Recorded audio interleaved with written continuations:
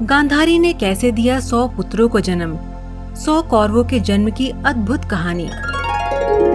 महाभारत से जुड़ी कई ऐसी कथा सुनने को मिलती है जो आपकी और हमारी समझ से परे है।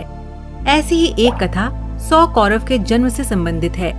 आपको ये सुनकर तो आश्चर्य होता होगा कि आखिरकार गांधारी ने एक साथ 100 कौरवों को कैसे जन्म दिया था। इससे जुड़ी सच्चाई कम ही लोगों को पता होगी, लेकिन आज आपको इस रहस्य के पीछे की सच्चाई पता चल जाएगी। कौरवों के जन्म का रहस्य। आपको बता दें कि गांधारी के गर्भ से 100 कौरवों का जन्म कोई दैवीय चमत्कार नहीं, बल्कि एक ऐसी घटना है जो भारत के प्राचीन रहस्यमय विज्ञान का उदाहरण है। गांधारी गंधार राज्य के राजा सुबल की सुपुत्री थी। समय बीता और गांधारी का विवाह हस्तिनापुर के राजकुमार धृतराष्ट्र के साथ हुआ।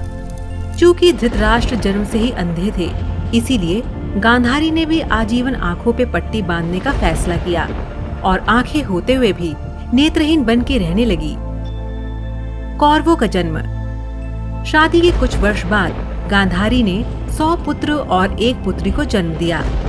कुरुवंश के होने के कारण गांधारी और धृतराष्ट्र के पुत्रों को कौरव नाम से जाना गया। 100 कौरवों का जन्म इतिहास की सबसे विचित्र घटना है। गांधारी को बचपन से ही धार्मिक कार्यों में बेहद रुचि थी। आपको बता दें कि गांधारी को भगवान शिव का अनन्य भक्त माना जाता है। कहते हैं कि महर्षि वेदव्यास एक बार हस्तिनापुर आए और गांधारी ने उनकी खूब सेवा की। गांधारी की लगन और आस्था को देखकर महर्षि वेदव्यास ने गांधारी को 100 पुत्र होने का वरदान दिया।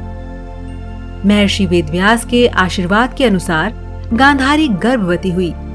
गर्भ धारण कर लेने के पश्चात भी 2 वर्ष व्यतीत हो गए, किंतु गांधारी के कोई भी संतान उत्पन्न नहीं हुई।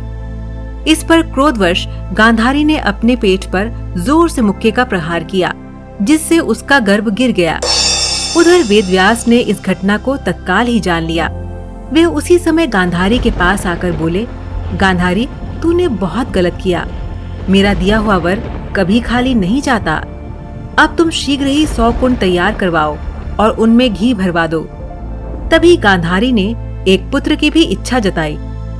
वेदव्यास ने गांधारी के गर्भ से निकले मांस पिंड पर अभिमंत्रित जल छिड़का, जिससे उस पिंड के 101 टुकड़े हो गए। वेदव्यास ने उन टुकड़ों को गांधारी के बनवाए हुए कुंडों में रखवा दिया। उसके बाद उन कुंडों को 2 वर्ष पश्चात खोलने का आदेश देकर वेदव्यास अपने आश्रम चले गए। 2 वर्ष पूरे हो गए और फिर गांधारी ने सारे कुंड खोले। सबसे पहले कुंड से दुर्योधन का जन्म हुआ। बाकी कुंडों से 99 पुत्र और एक पुत्री का जन्म हुआ। गांधारी की पुत्री का नाम दुशाला था।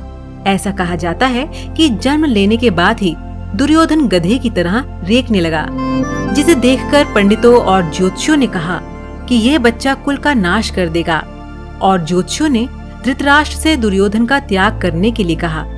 लेकिन पुत्रमोह से विवश धृतराष्ट्र ऐसा नहीं कर सके। तो दर्शकों, हम उम्मीद करते हैं कि आपको ये वीडियो पसंद आया होगा।